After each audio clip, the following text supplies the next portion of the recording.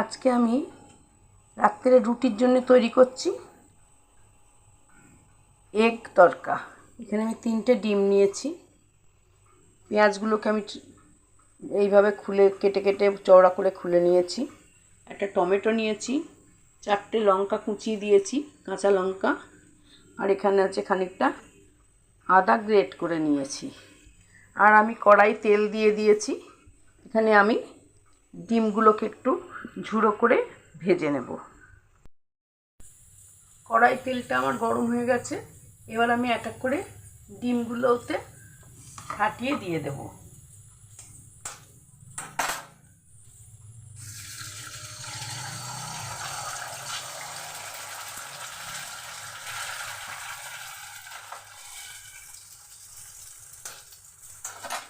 তিনটে ডিমই আমি এইভাবে একসাথে দিয়ে দিচ্ছি।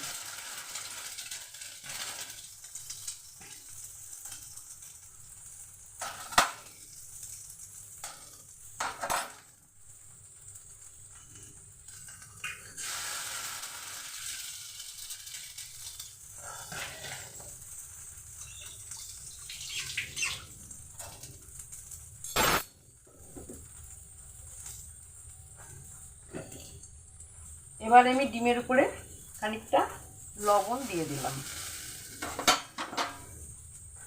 ডিমটাকে আমি আস্তে আস্তে করে এবার নাড়িয়ে ভেজে নেব।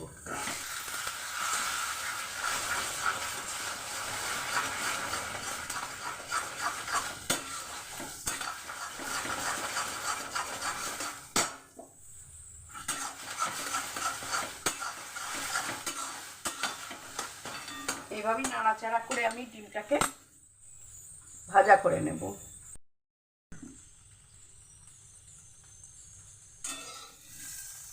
ডিমটা আমার লাল করে ভাজা হয়ে গিয়েছে। এবার আমি এখানে ডিমটাকে নামিয়ে রেখে দেব।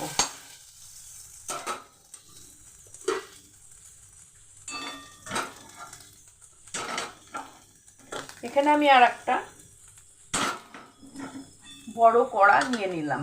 নিয়ে এতে আমি তেল দিয়ে দিয়েছি। এই তেলটা গরম হলেই আমি এতে তরকার ডাল আমার সিদ্ধ হয়ে গিয়েছে কুকারে, নামিয়ে আমি এটাকে রান্না করে নেব।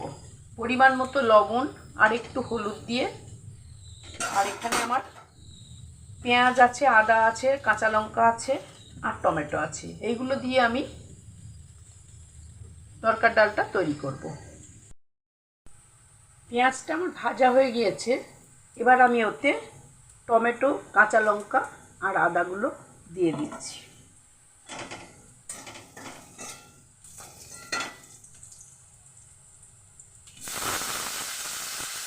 দিলাম টমেটো।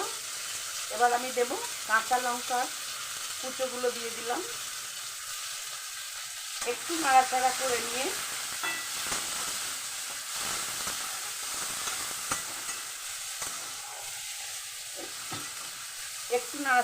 নিলাম।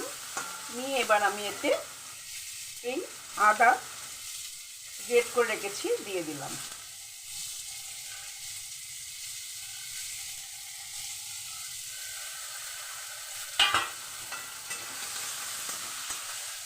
যেহেতু আমি আদাটা দিলাম, এবার আমি এটাকে বেশিক্ষণ ভাজতে পারবো না, তবে আদাটা একটু তিতো হয়ে যাবে। আদা বেশি ভাজতে নেই, তো স্বাদটাও নষ্ট হয়ে যাবে। সেই জন্য আমি এতে এবার সিদ্ধ করে রাখা তরকার ডালটা ঢেলে দেব।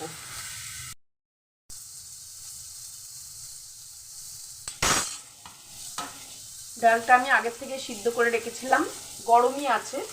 এবার আমি এই ডালটাকে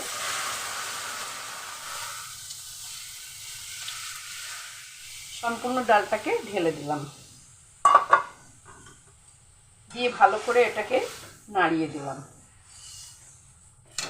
এতে আমি লবণ দিয়েই ডালটাকে সিদ্ধ করেছিলাম, সেজন্য আমি আর দ্বিতীয়বার লবণ দেব না। এবার আমি এতে দেব একটু হলুদ।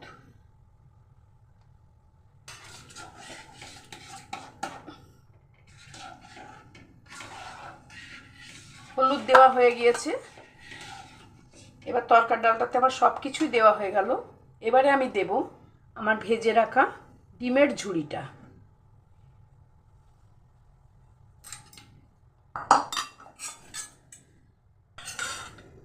ডিমটাকে আমি এরকম ঝুড়ো ঝুড়ো করে ভেজে নিয়েছি।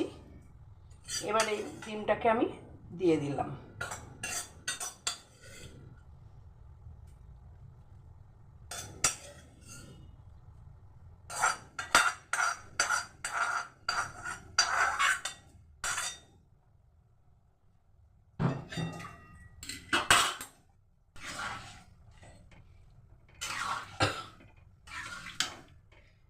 এবার তরকাটা সুন্দরভাবে ফুটে উঠলে মিনিট 2-3 পরে আমি এতে ছড়িয়ে দেবো উপর থেকে কাসুরি মেথি।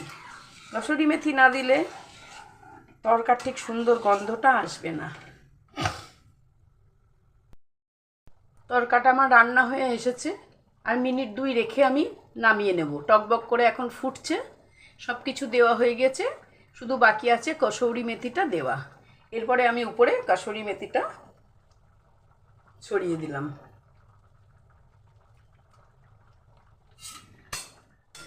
এবার তরকায় আমার যা যা দেওয়ার সব কিছু দিয়ে নিয়েছি।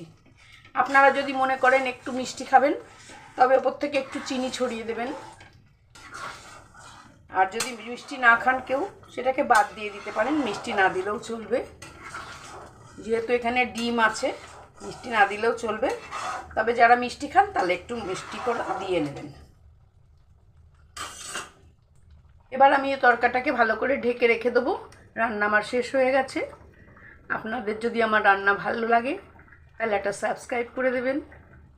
যারা ফেসবুক থেকে দেখছেন একটা ফলো করে দেবেন। অবশ্যই রান্না করে খেয়ে দেখবেন এইভাবে কেমন লাগে তরকাটা। একটা লাইক আর শেয়ার করে দেবেন।